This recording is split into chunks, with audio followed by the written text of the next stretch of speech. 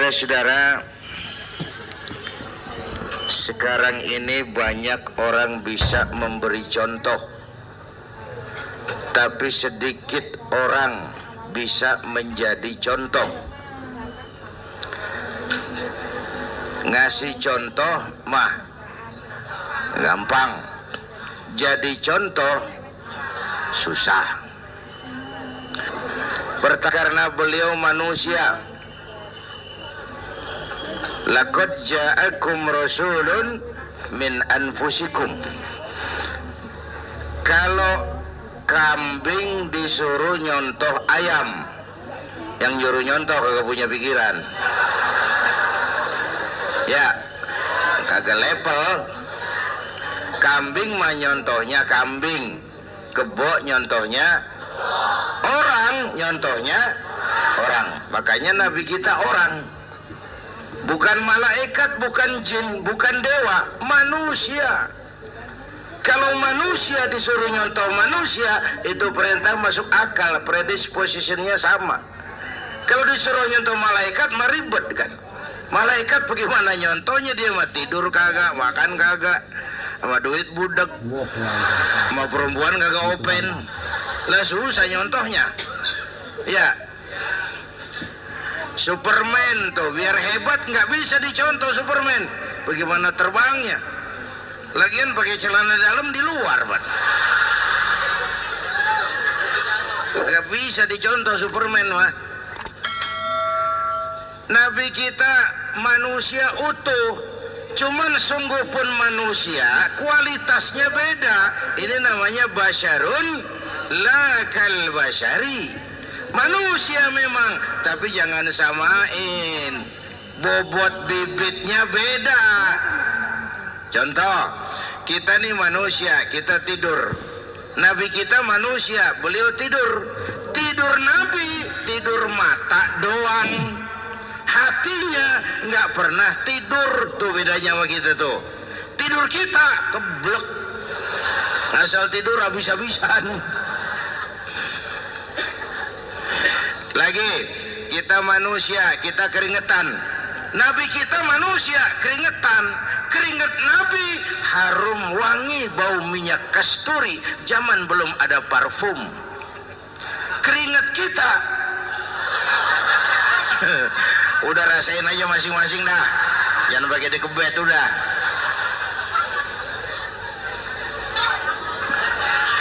Contoh lagi, kita nih manusia nih, kita beludah nggak? Nabi kita manusia, beliau juga beludah. Ludah Nabi obat, ludah Nabi. Itu kan waktu mau hijrah kan sama Sayyidina Abu Bakar, sampai di Gua Sur, Sayyidina Abu Bakar bilang, saya turun duluan ke gua ya Rasul. Ngapain? Bersihin gua, takut ada binatang berbisa. Silakan. Turun Sayyidina Abu Bakar bersihin gua. Bener tuh, tangannya digigit kalajengking. Sakit, ngebet, bengkak.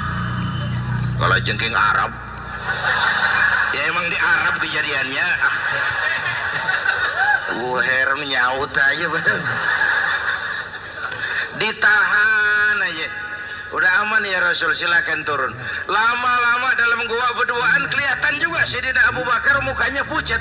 Nabi tanya, "Ma baluka ya Abu Bakar?" Abu Bakar kenapa? Enggak apa-apa. Berat meninggalkan Mekah? Enggak.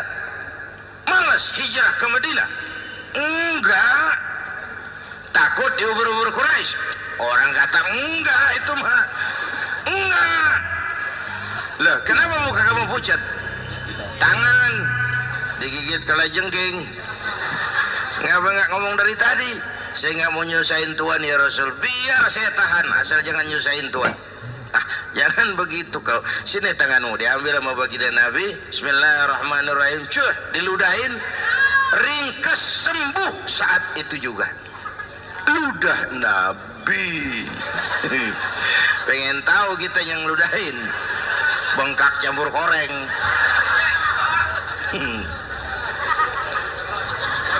Satu tuh alasannya kenapa Nabi dijadikan contoh, karena manusia. Kalau manusia disuruh nyontoh manusia pasti bisa dong. Ya, Yang kedua, karena tadi kata Bang Haji Oma, pribadinya itu pribadi yang multidimensi. Menyontoh apa?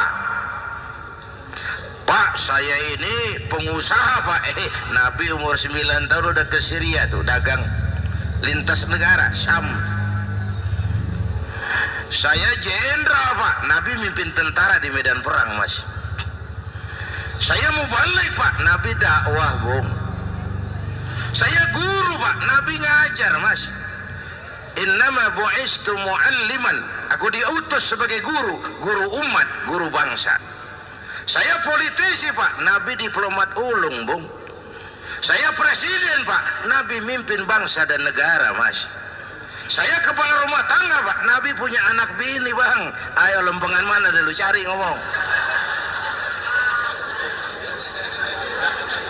Malah Nabi Isa tuh nggak bisa jadi contoh bagaimana membina rumah tangga bahagia. Bagaimana membina rumah tangga bahagia menurut contoh Nabi Isa? Nggak ada Mas. Kenapa? Nabi Isa belum sempat kawin.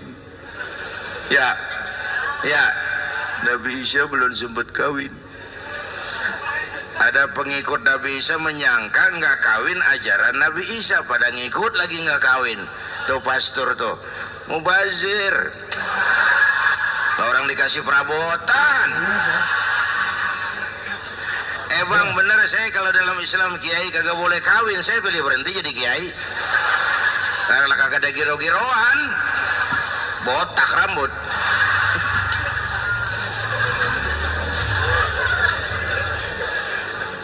Makanya Bang Haji Oma cerita poligami saya girang banget tadi. Bukan yang ngomong ahlinya soalnya.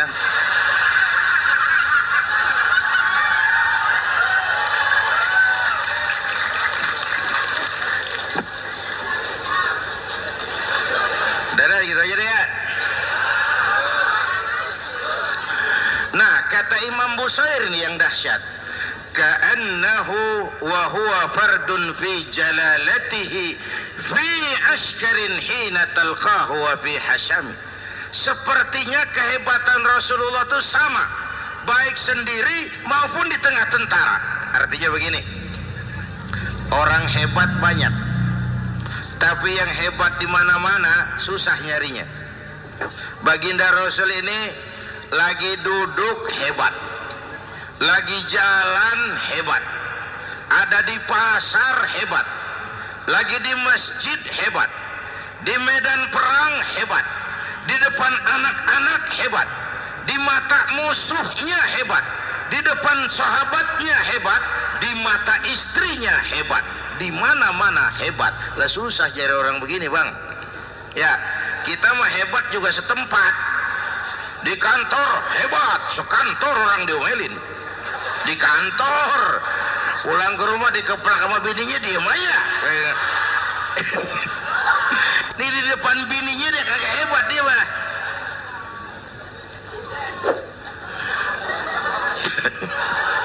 Oke, lalu kalau begitu soalnya apa yang mau kita contoh? Saya sampaikan 3 aja.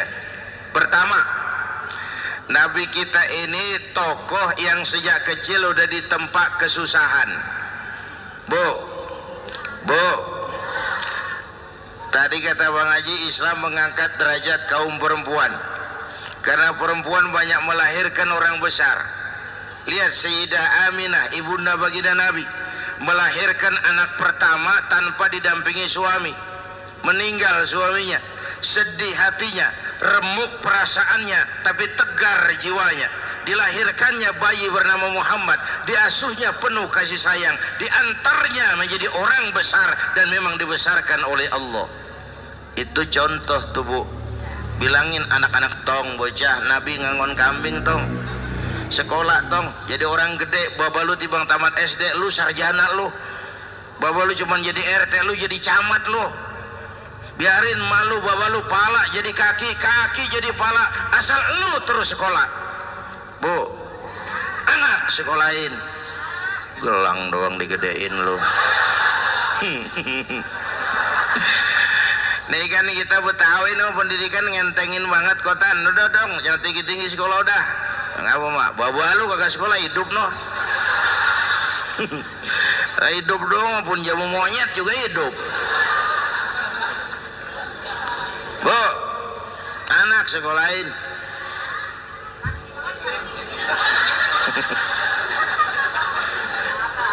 Mahatma Gandhi, oh kecilnya begeng, ceking, cacingan, liatim. Emaknya tuh, Gandhi sekolah nak, Gandhi belajar nak, Gandhi jadi orang besar nak. Kalau perlu belajar ke Inggris, biar Inggris menjajah kita. Gak apa-apa kau sekolah ke Inggris, tapi jangan jadi Inggris nak. Jangan pacaran sama bule, jangan sentuh minuman keras. Gandhi jadi orang besar. Mahatma Gandhi tumbuh karena dorongan emak. Mak, orang yatim. James Watt, Kang Bandrek. Emaknya tuh yang dorong tuh jadi orang besar. Belum lagi perempuan yang jadi besar. Di Indonesia ada Kartini, di Jawa Tengah ada Dewi Sartika, di Jawa Barat Dewi Sartika, di Bengkulu ada Fatmawati Soekarno, sang penjahit bendera merah putih. Di Aceh muncul Laksamana Malahayati, disusul kemudian oleh Cut Nyadin, baru kemudian muncul Cut Koko, Cut Meme, Cut, ya udah tak cut lain dah.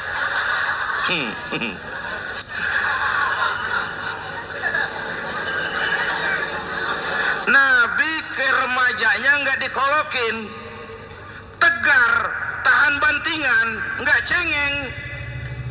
Begini bang, kalau bahasa kita nih, bahasa Betawi nih, orang mah bang kalau udah biasa susah ketemu susah nggak kaget udah.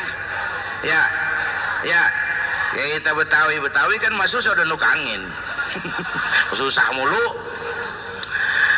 Saya santri nih biasa makan kangkung, datang ke rumah temen dikasih kangkung, makanan gue ini mat, dikasih daging ayam lah nambah, emang apa?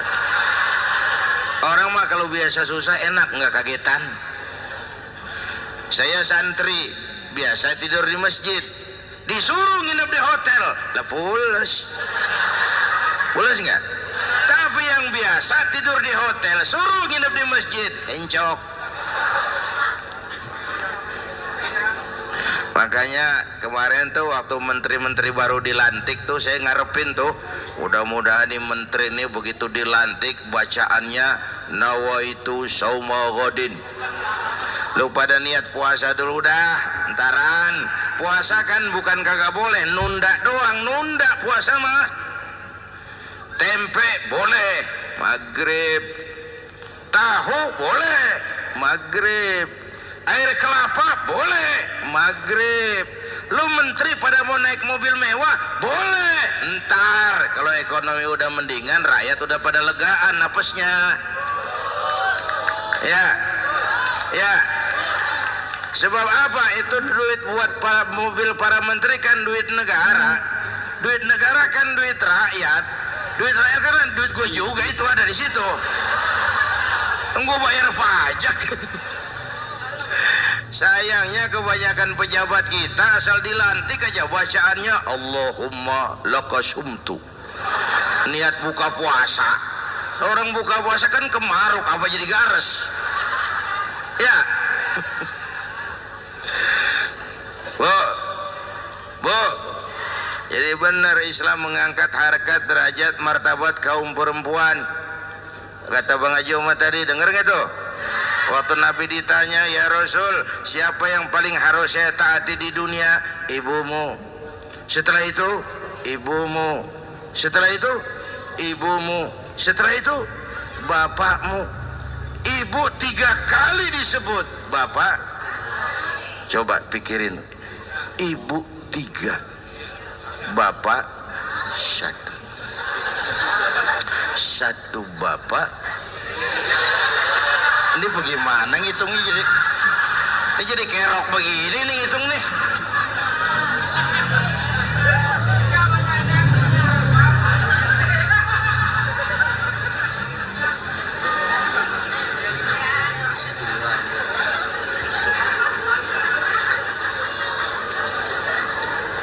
Jangan takut ngadepin susah. Hidup nih keras, kerja keras, peras keringat, banting tulang. Ya Bu.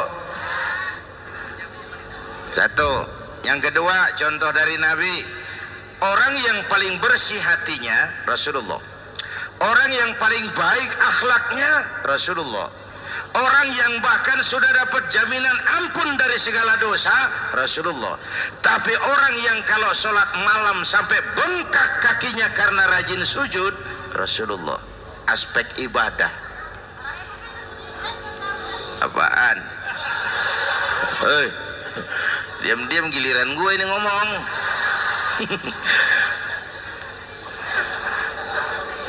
Lo ngomong lagi udah gue pulang. Canda neng. Udah gantian ya. Ya. Apaan urusan? Orang yang dosanya udah dapat jaminan ampun kalau salat malam bengkak kakinya karena rajin sujud. Saya tahu di sini juga banyak yang kakinya bengkak. Semurat.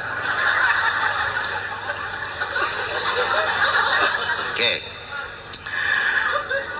Kira-kira 3 minggu yang lalu saya menghadiri haul akbar Syekh Maulana Malik Ibrahim di Gresik, haul ke-609. Dari situ saya ke Surabaya ikut zikir sama keluarga besar Tarbiyatul Qulub.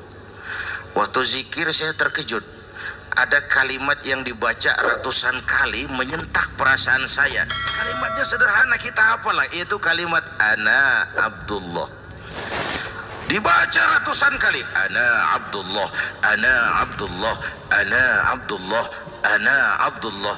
Buat saya itu menyentak karena memperteguh komitmen. Saya hamba Allah, saya hamba Allah. Ah, itu mah Pak Zainuddin kan biasa, itu mah kita semua juga hamba Allah. Betul. Ayo kita bikin luar biasa. Saya mau tanya, Bapak, Ibu hamba Allah apa bukan? 3 orang. Ibu hamba Allah apa bukan? Hamba Allah. Kata siapa?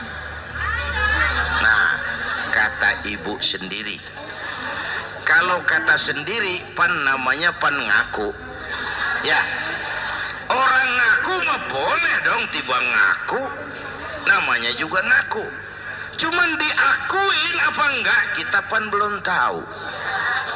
Ngaku mah murah, diakuin mahal. Ya, yang gampang dah. Ibu kenal sama Presiden SBY? Kenal. Presiden SBY kenal sama ibu? Lo ngaku, lo ngaku.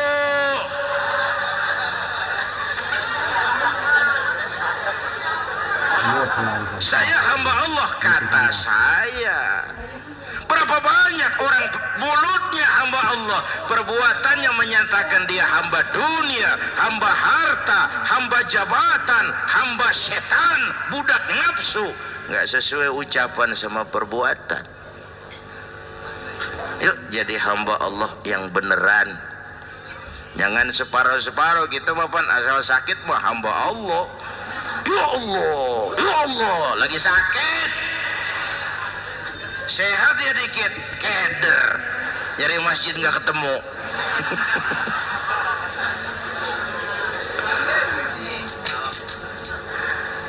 Apalagi kata Bang Haji tadi nih, kita nih kan zaman entertain nih. Orang pada pintar bikin bungkusan sekarang Bang. Ya, abad entertain, orang pada bangun pencitraan. Tadi itu kiai sama dukun tipis bedanya. Dukun pada pasang iklan sekarang, ketik reg. Waduh, sampean lahir hari Selasa, nggak cocok di air. Ono di hutan sono. Larang udah dagang es jadi berhenti. Nggak cocok di air.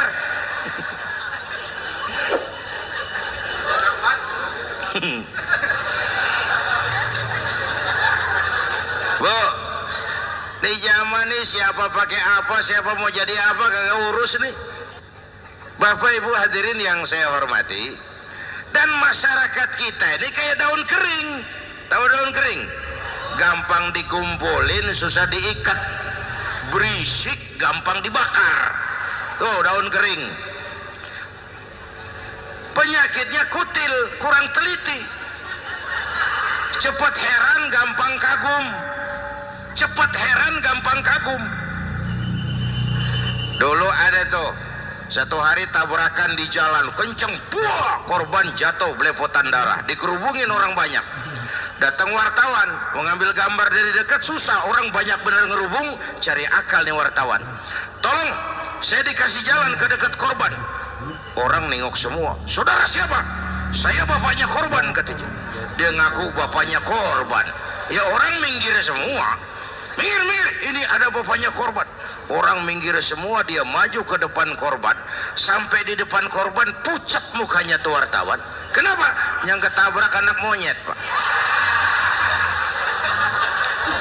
Dia udah kedongan ngaku bapaknya korban.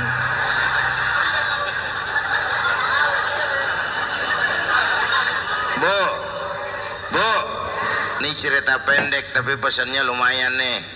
Kalau belum kenal bener mah jangan buru-buru ngakuin, ya.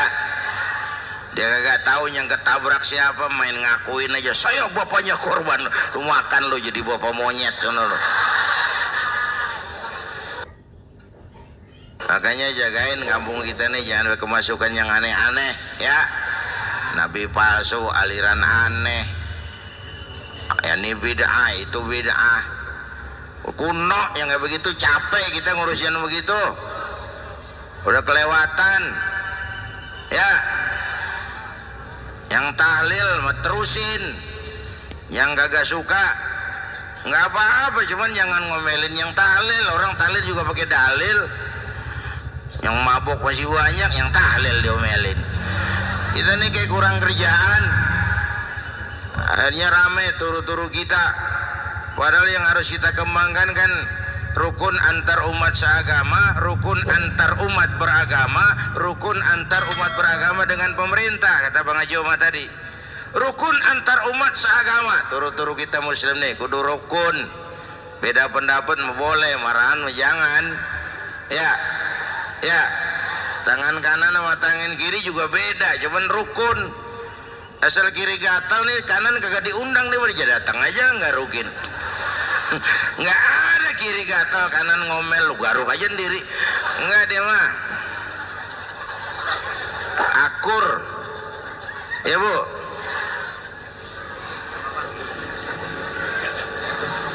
Yang kedua rukun antar umat beragama. Islam ini rahmatan lil.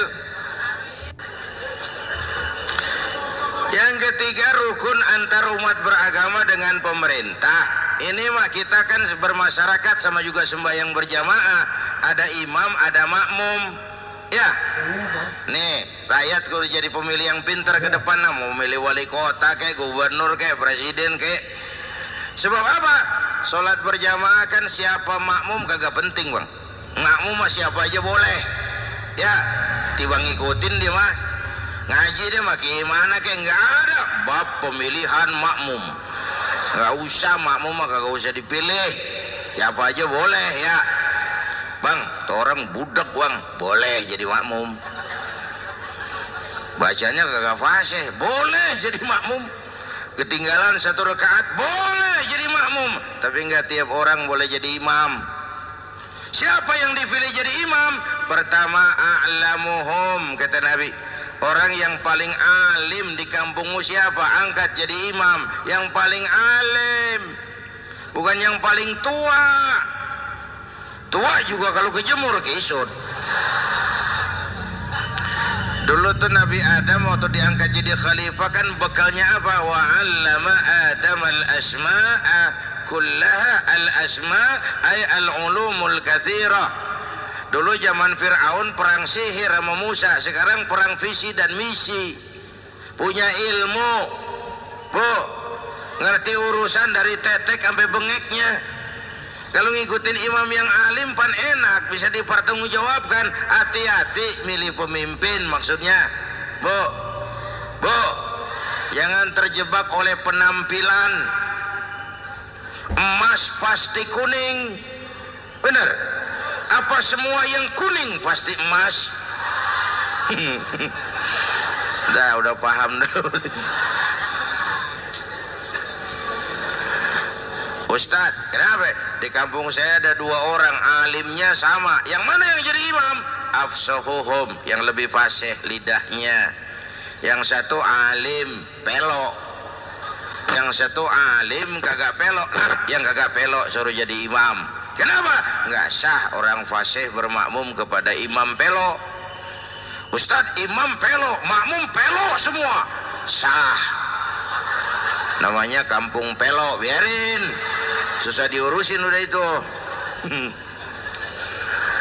Apa sih artinya fasih? Yang enak deh, nyambung. Pegel kalau punya pemimpin kagak nyambung sama rakyat. Ya, rakyat mau yang ngidul dia ngalor, rakyat mau yang ngulon dia ngetan. Lah kan capek rakyat, kagak nyambung. Makanya kalau jadi imam pesan Nabi, idza amma ahadukumun nas falyukhaffif. Kalau kamu jadi imam, ringankan sholat kamu. Itu makmum gak sama kekuatannya. Jangan panjang-panjang kalau jadi imam, kudu tahu keadaan makmum. Tuh makmum ada yang udah tua rentak, diri aja udah gemeter. Ada yang punya darah tinggi, kalau sujud kelamaan palanya ngebet. Ada yang udah janji tuh makmum habis sembahyang mau terima duit. Kalau imam kelamaan, kalau saudan makmum. Ya, nyambung. Jangan udah diangkat jadi imam saenake dhewe. Salat Isya berjamaah, rakaat pertama selesai Fatihah Yasin. Makmum ikut mengikut, cuman bari ngancem. Besok gua tawiatin balik lagi udah. Kagak nyambung. Kalau nggak nyambung tuh capek, Bu. Jangan tersenyum kepada orang buta, jangan berbisik kepada orang tuli. Kagak nyambung. Orang buta diajak senyum, bagus sih maksudnya, cuman kan rada mubazir. Orang kagak paham. Cari pemimpin yang nyambung.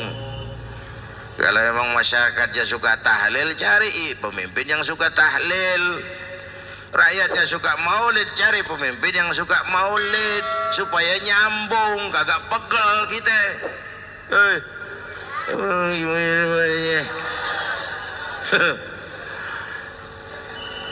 Bapak Ibu hadirin, saya balik urusan kita.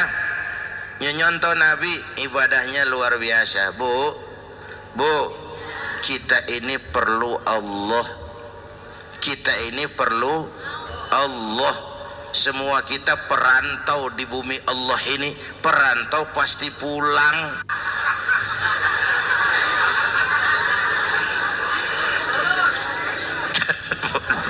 Bolot.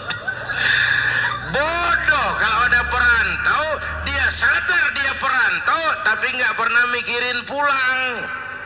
Lebih bodoh lagi mikirin pulang tapi nggak nyiapin bekal. Yang tadi Bang Haji Omah udah bilang tuh, muda mati. Ya, kadang-kadang engkongnya seger banget, cucunya mati. Ya, perantau mah mesti pulang. Sini mah kita ngendon doang, ngendon taran. Mula-mula pan Bang, kita mah tinggalnya jauh di alam arwah. Dari sana pindah ke alam rahim, alam kandungan emak nih. Pernah tinggal di situ 9 bulan tuh. Ada yang 2 tahun, yang keluar udah kumisan. Kelamaan ngetemnya itu.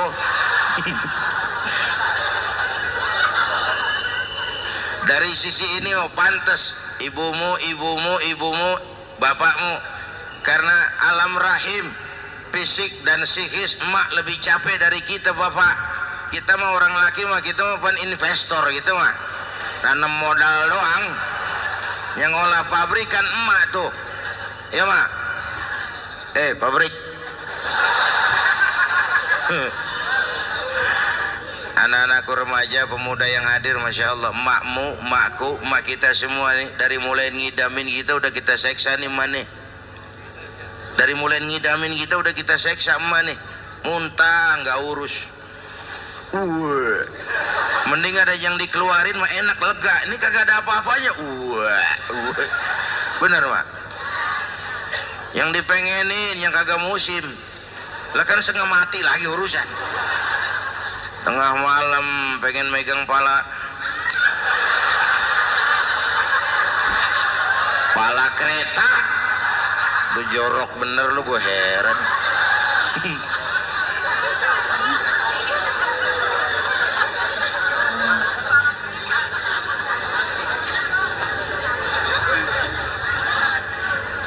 Bapak Ibu hadirin, yang ketiga terakhir, contoh dari baginda Nabi, modal utama perjuangannya adalah akhlak. Memperbaiki akhlak pakai akhlak. Rasulullah ngajak, bukan ngejek. Rasulullah merangkul, bukan mukul.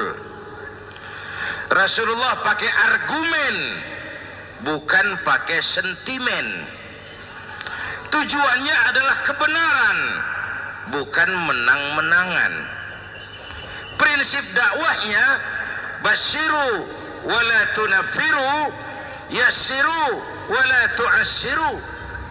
Gembirakan orang, jangan ditakut-takutin. Mudahkan urusan orang, jangan dibikin sulit.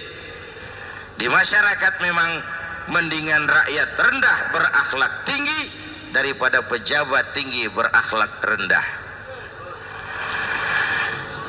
Dulu tahun 50-an orang kita kalau pergi haji ke Mekah 6 bulan. 6 bulan tuh.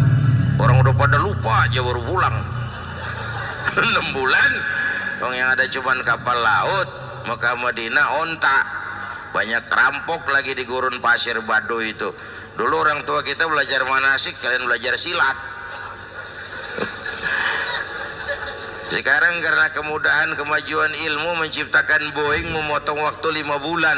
Orang pergi haji cukup sebulan. Bapak Ibu hadirin yang saya hormati, oleh karena itu menjaga nilai-nilai akhlak itu penting. Kepada siapa kita harus berakhlak? Pertama, kita harus berakhlak kepada Allah. Bagaimana caranya? Jangan menyekutukannya dengan sesuatu pun. Yang kedua, jangan menyembah kecuali hanya kepadanya. Yang kedua, kita harus berakhlak kepada sesama tadi itu. Yang ketiga, kepada lingkungan.